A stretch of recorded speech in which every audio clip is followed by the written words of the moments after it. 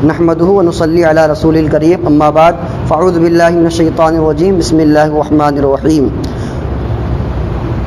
وادعوا شهداءكم من دون الله ان كنتم صادقين صدق الله العظيم وبلغنا رسوله النبي الامين المكين الكريم. ایک مرتبہ درود شریف پیش کریں. صلی اللہ علیہ نبی النبی وعلیہ الصلوۃ والسلام دائما علیک یا رسول اللہ صلی اللہ تعالی علیہ وآلہ وصحبہ وسلم. تو اب جو گفتگو ہوگی وہ گفتگو جو ہے یہ ہے کہ اولیاء اللہ سے جو ہم مدد مانگتے ہیں یا انبیاء سے، تو وہ جو اعتراض کرتا ہے وہاں بھی بولتا ہے دیکھو کہ حدیث شریف میں ہے، ہاں، اور وہ بھی مشکات شریف کی حدیث شریف باب الانذار والتحذیر کے اندر کہ نبی نے حضرت فاطمہ الزہرا سے فرمایا لا اغنی عنکی من اللہ شیئا، میں تمہاری مدد نہیں کر سکتا. تو یہ پیسے پیش کیا مثال کے طور پر. اس پہ کل گفتگو بالتفصیل ہو چکی ہے، اس پہ ہم گفتگو نہیں کریں. اس پہ گفتگو ہو چکی ہے اور ایاک نعبد و ایاک نستعین، ان دونوں پر کل گفتگو ہو چکی ہے. اب دیکھیے آگے ان کا اعتراض نمبر 3. کیا اعتراض ہے؟ دیکھو اللہ تبارک و تعالیٰ قرآن مقدس میں فرماتا ہے وَمَا لَكُم مِّن دُونِ اللَّهِ مِن وَلِيٍّ وَلَا نَصِيرٍ، یعنی کہ اللہ کے علاوہ تمہارے لیے نہ کوئی ولی ہے نہ مددگار، نہ کوئی ولی ہے نہ کوئی مددگار. اب دیکھیے اس آیت کریمہ کو کہاں لا کر فٹ کر رہا ہے، بس وہ دیکھنا ہے. پہلے ان کا اعتراض سمجھیے. وہ کہتا ہے دیکھیے قرآن شریف میں ہے کہ اللہ کے علاوہ جو ہے تمہارے لیے نہ کوئی ولی ہے نہ کوئی تمہارا مددگار ہے. تو اب دیکھو جب کوئی اللہ نے فرما دیا نہ کوئی ولی ہے نہ مددگار، اب تم لوگ چلے جاتے ہو تو حضرت شاہ میاں رحمۃ اللہ علیہ کی بارگاہ میں چلے جاتے ہو وہاں، اور اللہ نے فرمایا کہ تمہارا نہ وہ کوئی ولی ہے نہ کوئی مددگار ہے. تم چلے جاتے ہو حضرت مخدوم سمنہ کی بارگاہ میں، تم چلے جاتے ہو سرکار اعلیٰ حضرت کی بارگاہ میں. تو خدا نے منع فرمایا ہے کہ تمہارا نہ کوئی ولی ہے نہ مددگار اور تم چلے جاتے ہو ان سے مدد مانگنے کے لیے. یہ کون سی بات ہے؟ لہٰذا تم جو ہے قرآن کی خلاف کر رہے ہو. یہ کیا ہے؟ ذہن بناتا ہے، لوگوں کے ذہن میں یہ بات ڈالتا ہے کہ قرآن میں یہ ہے. تو وہی کیا کہ معلوم ہوا کہ تمہیں جو ہے رب کے سوا جو ہے کہیں اور نہیں جانی چاہیے. جو جاتے ہو کہیں اور ولی کی بارگاہ میں یا کسی مدد مانگنے کے لیے درست نہیں ہے. کن کا کہنا ہے؟ یہ ان کا وہابیوں کا کہنا ہے. اب اس کا جواب دیکھیے. پہلے سب سے بڑی بات یہ کہ اللہ نے قرآن میں یہ نہیں فرمایا کہ تمہارے لیے اللہ کے ولی مددگار نہیں ہے. یہ تو نہیں فرمایا. کیا فرمایا؟ اللہ کے علاوہ تمہارا جو ہے تمہارے لیے نہ کوئی ولی ہے نہ مددگار. یہ ہے آیت کریمہ نا. یہ تو ہے نہیں کہ اللہ کے ولی تمہارے مددگار نہیں، یہ تو ہے نہیں. تو پتہ چلا کہ یہاں پہ جو نفی ہے وہ اللہ کے علاوہ کسی اور سے مانگنے کی نفی ہے. کیا وہ نفی ہے؟ وہ دیکھیے. نفی معنی نگیٹو، ٹھیک ہے. تو کیا مراد ہے یہاں پر؟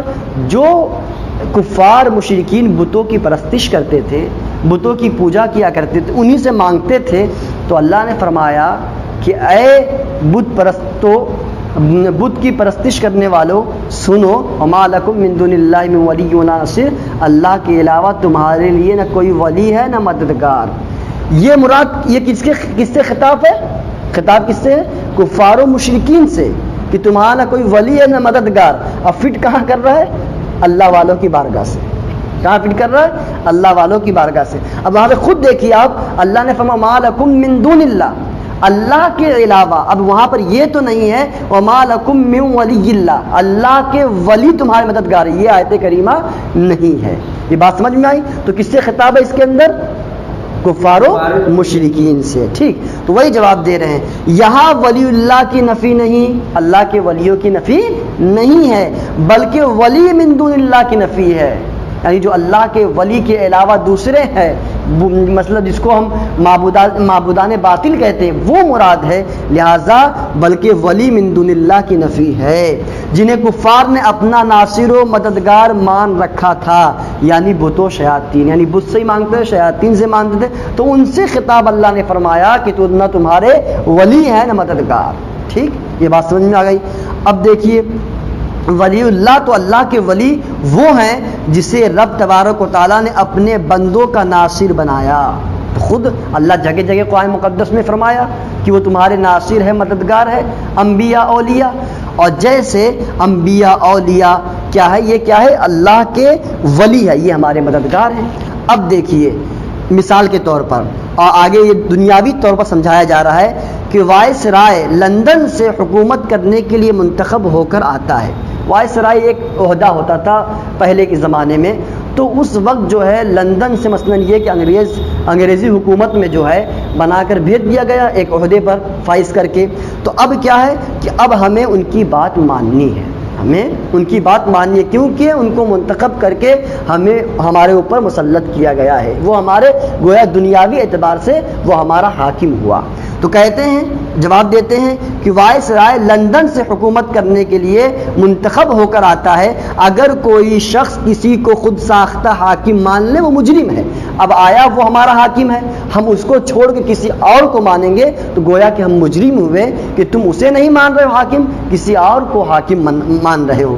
سلطان تو پتہ چلا سلطانی حکام کو مانو، خود ساختہ حاکموں سے بچو.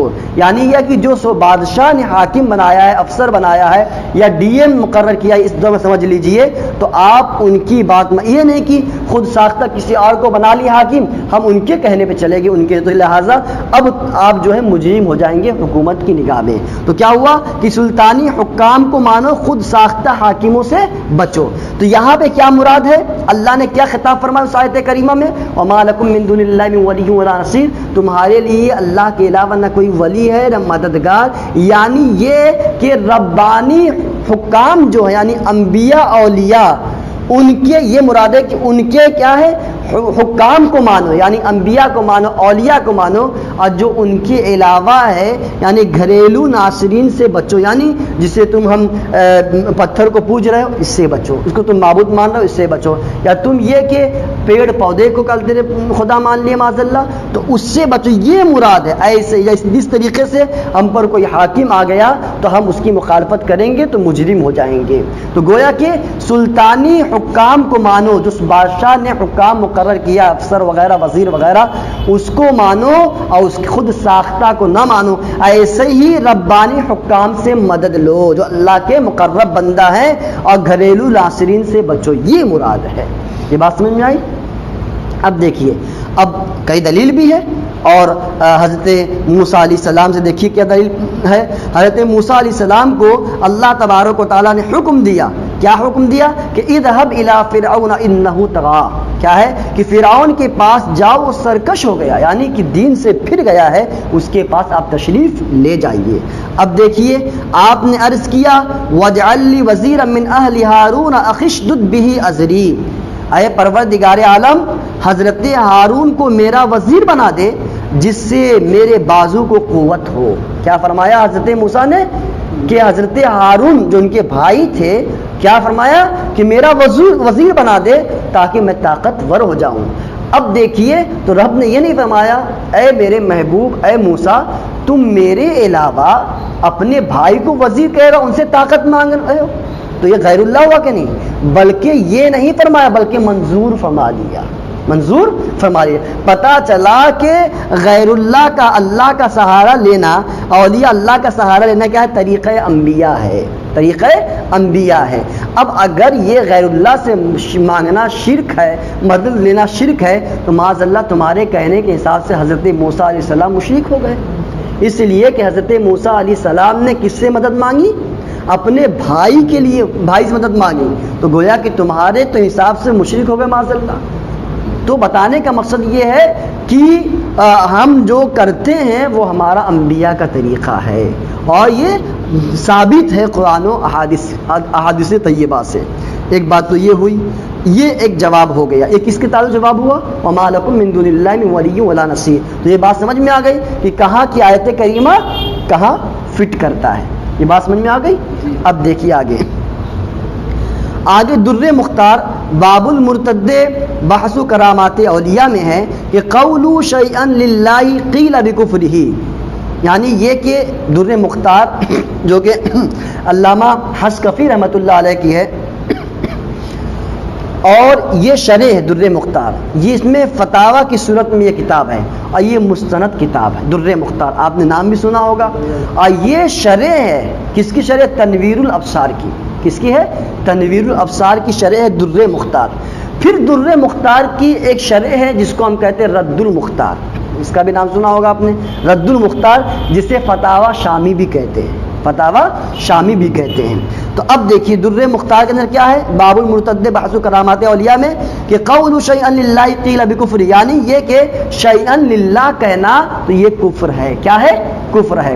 تو وہابی کہتا دیکھو در مختار کے اندر آیا ہے کہ شیئا للہ کہنا یہ کفر ہے، تو معلوم ہوا کہ تم لوگ جو ہے یا عبد القادر جیلانی شیئا للہ جو کہتے ہو یہ کفر ہے، کیونکہ در مختار ان کی عبارت ہے، کیا عبارت ہے؟ قول شیئا للہ قیل بکفرہ، کہ شیئا للہ کہنا کیا ہے؟ یہ کفر ہے۔ تو اب تم لوگ کیا کہتے ہو؟ یا عبد القادر جیلانی شیئا للہ، لہٰذا تم لوگ کافر ہو گئے در مختار کی آئینے میں۔ اب اس کا جواب دیکھیے کہاں سے کہاں فٹ کر دیتا ہے، صرف ظاہری مفہوم لیتے رہتا ہے۔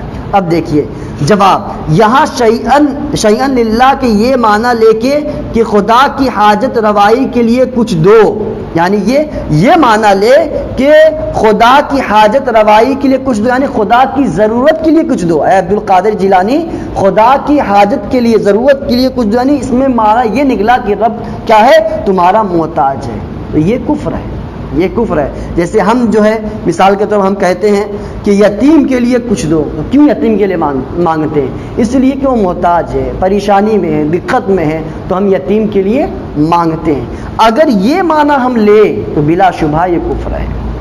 اگر ہم یہ معنی لے کہ اے شیخ عبد القادر جیلانی کیا ہے کہ خدا کی حاجت روائی کے لیے کچھ دو، تو یہ کفر ہے اگر یہ معنی لیتے، تو ہمارا بھی کہنا ہے۔ لیکن ہم کیا لیتے ہیں معنی؟ دیکھیے اسی کتاب یعنی در مختار کی جو شرح ہے، رد المختار، اسے فتاوی شامی بھی کہتے ہیں، جو اس کی شرح ہے اس کے اندر شامی نے فرمایا کہ اما ان قصد المعنى الصحیح فالظاہر اللہ باس بہ، یعنی اگر اس سے صحیح معنی کی نیت کی کہ اللہ کے لیے مجھے کچھ دو، یہ جائز ہے، اللہ کے واسطے سے مجھے کچھ دو، تو ایسا کہنا درست ہے۔ یہ کون کہہ رہے ہیں؟ یہ ہم نہیں کہہ رہے ہیں، صاحب رد المختار کہہ رہے ہیں کہ یہ اگر آپ کہہ رہے ہیں تو یہ درست ہے، شیئا للہ کا یہی مطلب ہے، لیکن تم نے اپنے آپ سے جو ہے معنی گڑھ لیا ہے۔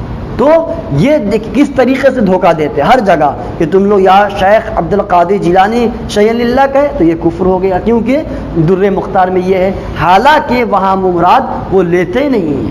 یہ بات سمجھ میں آ گئی؟ اب دیکھیے ایک شعر ہے جسے وہابی نے کہا کہ ہمارے طرف تانا کرتے ہوئے، یعنی کہ سنیوں کی طرف تانا دیتے ہوئے کہا کہ وہ کیا ہے جو نہیں ملتا خدا سے، وہ کیا ہے جو نہیں ملتا خدا سے جسے تم مانگتے ہو اولیاء سے، یعنی کہ وہ کہا طنز کیا، ٹھیک ہے، وہ ہمارے پر طنز کیا کہ یہ سنی لوگ جو ہے کہاں جاتے ہیں وہ کہ خدا کے علاوہ اولیاء اللہ سے مانگتے، تو اسی کو شعر میں کہا وہ کیا ہے جو نہیں ملتا خدا سے جسے تم مانگتے ہو اولیاء سے۔ تو اس کا جواب ہمارے سنی شاعر نے کیا دیا؟ یہ اس شعر کا جواب شعر کی ہی صورت میں وہ کیا جواب دیا؟ وہ چندہ ہے جو نہیں ملتا خدا سے، ان کو جواب دیا گیا، کیونکہ جب دارالعلوم دیوبند کی بات آتی ہے، ان کے بڑے بڑے مدرسے کی بات ہے یا کسی مدرسے کی بات ہو تو بغیر چندے کا مدرسہ چلتا ہے، جاتے ہیں مالداروں کے پاس، تو اس کا جواب اسی کی روشنی میں دیا شاعر نے کہ وہ چندہ ہے جو نہیں ملتا خدا سے جسے تم مانگتے ہو اغنیا سے۔ اغنیا یہ غنی کی جمع ہے، یعنی مالدار، کیا ہے؟ مالدار، یعنی ہم اولیاء اللہ سے مانگے تو معاذ اللہ یہ شرک ہو جائے، اور تم اپنے مدرسوں کو چلانے کے لیے جا کے مالداروں کے پاس جاؤ، سیٹھیوں کے پاس جاؤ، تو وہ شرک نہیں ہوا، وہ بھی تو مدد ہے۔ تو اس کا جواب دیا وہ چندہ ہے جو نہیں ملتا خدا سے جسے تم مانگتے ہو اغنیا سے۔ پھر آگے شاعر کہتا ہے توسل کر نہیں سکتے خدا سے، یعنی کہ وہاں توسل کر نہیں سکتے خدا سے، اسے ہم مانگتے ہیں اولیاء سے، یعنی کیا توسل خدا سے ہم نہیں کر سکتے؟ قرآن شریف میں ذکر ہے، ہر جگہ موجود ہے، تو جب توسل کا ذکر ہے تو کیا توسل کر نہیں سکتے خدا سے؟ ارے ہم اسی کو مانگتے ہیں اولیاء سے، اسے ہم مانگتے ہیں اولیاء سے۔ تو یہ شعر کا جواب شعر کی صورت میں تھا۔ اب دیکھیے تقویۃ الایمان کس کی ہے؟ مولوی اسماعیل دہلوی کی ہے۔ وہ کیا لکھتا ہے اپنی کتاب میں کہ خدا کے بندے ہو کر غیر کے پاس کیوں جائے؟ خدا کے جب ہم بندے ہیں تو غیر کے پاس کیوں جائیں؟ یعنی غیر سے مراد کیا ہے؟ وہی جو ہم جاتے ہیں اولیاء انبیاء کے پاس جاتے ہیں مدد کے لیے، نبی کو مدد، سب سے پہلا فتنہ پھیلانے والا یہی ہے، عبد الوہاب نجدی کی کتاب کا ترجمہ کرنے والا یہی ہے، ٹھیک ہے۔ تو وہ کیا ہے؟ خدا کے کیا کہتا ہے اپنی کتاب میں؟ خدا کے بندے ہو کر غیر کے پاس کیوں جائے؟ یعنی مراد کیا ہے؟ وہ ہم پر طنز کر رہا ہے سنیوں پر. ہم اس کے بندے ہیں، چاہیے کہ اسی سے حاجتیں مانگیں. جب ہم اس کے بندے تو غیر کے پاس کیوں جائے، اسی کے پاس جائے. تو جواب دیکھیے، جواب تو یوں کئی ہو سکتا ہے. بھائی اغنیا والا لے لیجئے کہ جب ہم خدا کے بندے ہیں تو تم غیر کے پاس کیوں جا رہے ہو؟ کام کے لیے، کاروبار کے لیے دوسرے کے پاس کیوں جا رہے ہو؟ اس کے علاوہ پیسہ مانگنے کے لیے، چندہ کرنے کے لیے دوسرے کے پاس کیوں جا رہے ہو؟ یہ تو عقلی دلیل ہو چکی ہے جو پہلے بیان کیا جا چکا ہے. اب دیکھیے دوسری دلیل جو یہاں پہ موجود ہے. جواب، ہم خدا کے بندے خدا کے حکم سے خدا کے بندوں کے پاس جاتے ہیں. ہم جو خدا کے بندے ہیں، کس کے؟ خدا کے حکم سے خدا کے بندوں کے پاس جاتے ہیں. ہم جو جا رہے ہیں یہ خدا کے حکم سے جا رہے ہیں اور کسی سے نہیں جا رہے ہیں. پتہ چلا کیوں کہ اگر آپ کام کرنے جا رہے ہیں تو ہم کیا کہتے ہیں؟ یہ ہمارا عقیدہ ہے کہ خدا نے مجھے اس کے پاس بھیجا، گویا کہ خدا کا حکم ہے. یہ تو وہ بھی مانتا ہے اور ہم بھی مانتے ہیں. تو گویا کہ ہم جو خدا کے نیک بندوں کے پاس جاتے ہیں یہ حقیقت میں خدا کا حکم ہوتا ہے. لہٰذا تو اس میں کیا قباحت؟ اگر ہم معاذ اللہ خود خدا مان بیٹھے تو یہ شرک ہے نا. ہم تو خدا کے حکم سے جاتے، یہ کہاں شرک ہوا؟ یہ بات یہ. قرآن، اب دیکھیے قرآن بھیج رہا اللہ تبارک و تعالیٰ، قرآن بھیجا، قرآن نازل ہوا. اب یہ کہ قرآن سمجھنے کے لیے ہم قرآن کے پاس جا رہے کہ نہیں جا رہے؟ وہ بھی تو غیر اللہ ہے، تو وہ شرک تمہیں نظر نہیں آ رہا. اور اسی طور پر نبی پر وہ نازل ہوا اور پھر نبی نے صحابہ کرام کو سمجھایا. صحابہ کرام جاتے تھے سمجھنے کے لیے قرآن کو، اور پھر وہ چھوڑیے ہم جو ہے شریعت کو سمجھ رہے ہیں تو قرآن کی روشنی میں سمجھ رہے ہیں، احادیث طیبہ کی روشنی میں سمجھ رہے ہیں. تو یہ بھی تو غیر اللہ ہے. اور تم کہہ رہے ہو خدا کے بندے ہو کہ غیر کے پاس کیوں جاؤ؟ تو کیوں جا رہے ہو قرآن کے پاس؟ تو وہ بھی تو غیر خدا ہے. کیوں جا رہے ہو احادیث طیبہ کے پاس؟ وہ بھی تو غیر خدا. جاؤ صرف خدا کے پاس. تو بغیر توسل کے کہیں بھی چھٹکارا نہیں ہے. اور خدا نے ان بندوں کو اسی لیے دنیا میں بھیجا ہے، ان انبیاء اولیاء کو ہماری مدد کرتے اسی لیے بھیجا ہے. ارے جب نبی کیوں آئے؟ تبلیغ کرنے کے لیے آئے. تو تبلیغ کرنے کے لیے مدد کے ذریعے ہم تک تبلیغ پہنچا. تبلیغ کس طرح پہنچا؟ مدد کے ذریعے ہی پہنچا، اس کے علاوہ تو پہنچا نہیں. اب دیکھیں سرکار اعلیٰ حضرت کا ایک شعر ہے، یہ انہی ساری چیزوں کی روشنی میں، حاکم حکیم داد و دوا دیں یہ کچھ نہ دیں، مردود یہ مراد کس آیت خبر کی ہے. یعنی کیا ہے؟ حاکم تو مانے معلوم ہی ہے، جو حاکم مان لیجیے جو اعلی عہدے پر ہو وہ. حکیم مانے ڈاکٹر کے لے لیجیے. اور داد مانے انصاف. انصاف کون کرتا ہے؟ حاکم کرتا ہے. جو حاکم ہوتا ہے وہ انصاف کرتا ہے. اور داد و دوا دیں، اور دوا کون دے گا؟ حاکم دے گا. کہہ رہے ہیں سرکار اعلیٰ حضرت حاکم انصاف کرے اور حکیم جو ہے دوا دے، یہ کچھ نہ دے. یعنی نبی کچھ نہ دے. حاکم جو ہے وہ انصاف کر رہا ہے، وہاں شرک تمہیں نظر نہیں آیا. حکیم جو ڈاکٹر ہے وہ تمہیں دوا دے رہا ہے، وہاں کچھ وہاں بھی تو مدد ہے، وہاں کوئی پریشانی. اور یہ وہ سب کچھ دے رہے ہیں لیکن نبی کچھ نہ دے، یہ کون سی بات ہے؟ مردود یہ مراد کس آیت خبر کی ہے؟ خبر یہاں بمانا حدیث کے ہے. تو یعنی یہ ناپاک فرق جو تم کر رہے ہو، یہ فرق الگ کر رہے ہو. نبی کے لیے مدد مانگے تو شرک، اور تم وہاں مدد لے رہے تو وہ شرک نہیں. تو مردود یہ ناپاک جو ارادہ کیے ہو یا ناپاک جو فرق کر رہے ہو یہ کس حدیث شریف سے ہے؟ سرکار اعلیٰ حضرت نے ایک شعر میں پورا سمجھا دیا. کیا فرمایا؟ حاکم حکیم داد و دوا دیں یہ کچھ نہ دیں، مردود یہ مراد کس آیت خبر کی ہے. یہ تو بات ہو گئی. اب دیکھیے 7واں اعتراض. اللہ نے فرمایا، وہ کہتا کہ دیکھو قرآن کریم نے کفار کا کفر یہ بھی بیان کیا ہے کہ وہ بتوں سے مدد مانگتے ہیں. قرآن کریم نے یہ بیان کیا ہے کہ وہ بتوں سے مدد مانگتے ہیں. وہ بتوں سے مدد مانگ کر مشرک ہوئے اور تم اولیاء سے. یعنی یہ کہ جو بت پرست تھے وہ کس سے مدد مانگ رہے تھے؟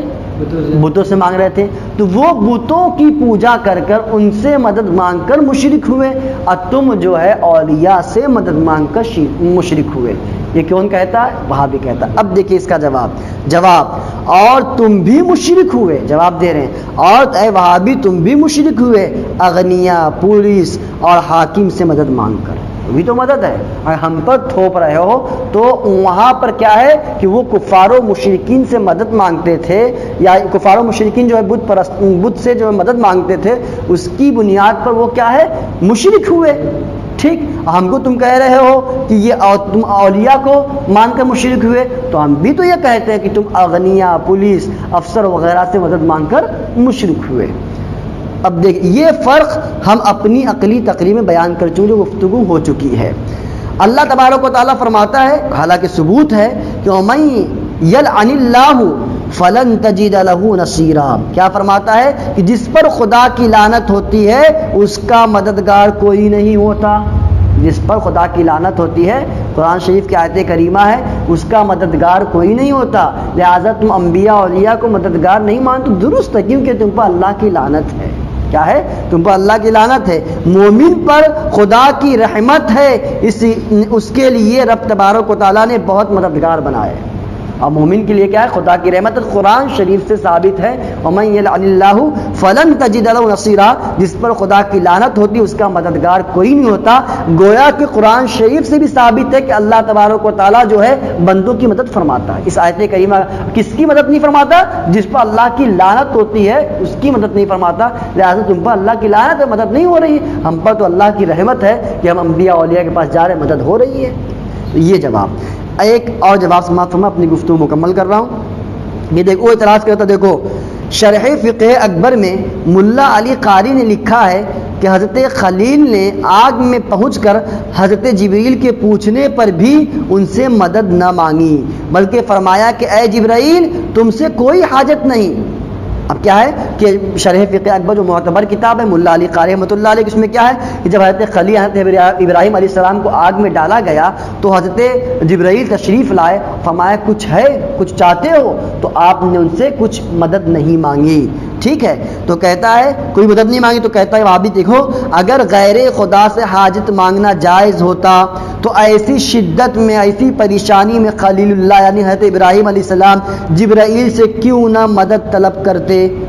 تو گویا کہ حضرت ابراہیم نے مدد نہیں مانگی حضرت جبرائیل سے، تو اسی بنیاد پر جو ہے جب انہوں نے مدد نہیں مانگی کیونکہ درست نہیں، اور تم لوگ جو اسی کام کو کر رہے ہو، حضرت ابراہیم نے جس کام کو نہیں کیا تم اسی کام کو کر رہے ہو، لہٰذا یہ کیا ہوا؟ شرک ہوا۔ یہ کیا ہوا؟ شرک ہوا۔ تم لوگ جو حضرت ابراہیم نے جو نہیں کیا، اگر یہ درست ہوتا شریعت میں تو حضرت ابراہیم حضرت جبرائیل سے ضرور مدد مانگتے، اور انہوں نے مدد نہیں مانگی، لہٰذا تم ان کے خلاف کر رہے ہو۔ تو جواب کیا دیکھیے، یہ وقت امتحان تھا۔ کیا تھا؟ وقت امتحان۔ اور امتحان میں کیا کوئی کسی کی مدد کرتا ہے؟ کسی کی مدد کرتا ہے؟ اب دیکھیے چاہے بڑے سے بڑا ایگزام ہو تو کوئی بھی اپنے وقت کا سی ایم کیوں نہ ہو، لیکن اس کے بچے کیوں نہ سی ایم کے، لیکن اس کی مدد نہیں ہوتی۔ کیوں؟ وہ وقت امتحان ہے۔ اب تم کو پڑھا دیا گیا ہے، تم کو پڑھا دیا گیا ہے، تم کو اس لائق بنا دیا گیا ہے، اب جو ہے تم آؤ امتحان گاہ میں اور امتحان دو۔ اسی طور پر جو ہے اللہ تبارک و تعالیٰ نے اپنے نبی کو وہ چیز دی تھی، وہ اختیار دیا تھا، وہ جو چالے دل میں اللہ اس کی سن لے گا، کیونکہ وہ جو ہے ان کے پاس تو وہی آتی ہے، تو انہیں وہ تو امتحان گاہ میں ہے، وہ جو ارادہ کرے وہ سب ہونا ہی ہے، تو اب وہ ہر طرح سے تیار ہو کر گئے تھے۔ اب دیکھیں کیا یہ وقت امتحان تھا، اندیشہ تھا کہ حرف شکایت منہ سے نکالنا رب کو ناپسند ہوگا، یعنی کہ اب تو ہم امتحان گاہ میں ہیں، اب یہاں پر ہم شکایت کریں خدا کی بارگاہ میں تو یہ تو کیا ہوگا؟ خدا کو ناپسند ہوگا۔ اسی لیے حضرت خلیل اللہ نے حضرت ابراہیم علیہ السلام نے اس وقت خدا سے بھی دعا نہ کی، بلکہ فرمایا اے جبرائیل تم سے کچھ حاجت نہیں، اور جس سے ہے وہ خود جانتا ہے، میں تو اس کا پیغمبر ہوں، وہ خود جانتا ہے۔ تو اب اس میں جواب کیا ہوا کہ وہ فٹ کہاں سے کہاں کر رہے ہیں، تو یہ تو بیجا تم اعتراض کر رہے ہو، تو وقت امتحان ہے، اور وقت امتحان میں کوئی کسی کی مدد نہیں مانگتا۔ جیسے کہ حضور علیہ الصلوۃ والسلام نے حضرت حسین رضی اللہ عنہ کی شہادت کی خبر دے دی تھی، پہلے دے دی تھی، سب لوگ جان رہے تھے، صحابہ کرام جان رہے تھے، لیکن کیا ہے کہ وہاں جانا کربلا میں یہ آپ کا امتحان تھا، تو اسی لیے خبر دی، مگر مصیبت کے دفع ہونے کی کسی نے بھی دعا نہ کی، نہ نبی کونین صلی اللہ تعالی وسلم نے، نہ حضرت مرتضیٰ نے، نہ حضرت فاطمہ الزہرا رضی اللہ تعالی عنہا نے، یعنی کسی نے بھی دعا نہ کی۔ پتہ چلا کہ یہ جو تھا، جو آپ اعتراض کر رہے ہیں، یہ وقت امتحان کا مسئلہ ہے، اور وقت امتحان میں کوئی کسی کی مدد نہیں کرتا ہے، اور پھر وہ تو پہلے سے تیار تھے حضرت ابراہیم علیہ السلام، تو وہ تو رب تبارک و تعالیٰ وہ جو نیت کر لے وہ تو ملنا ہی ہے خدا سے۔ تو خلاصہ کلام یہ نکلا کہ یہ لوگ جو ہے بیجا اعتراض ہر جگہ کرتے ہیں، جس کا جو ہے تعلق نہ قرآن سے ہوتا ہے نہ احادیث صحیح یہاں سے ہوتا ہے. انشاءاللہ کل جو گفتگو ہوگی وہ بہت اہم گفتگو ہے. انشاءاللہ کل اس کے آگے گفتگو کی جائے گی. میں اپنی گفتگو یہیں پہ روکتا ہوں. وما علینا الا البلاغ.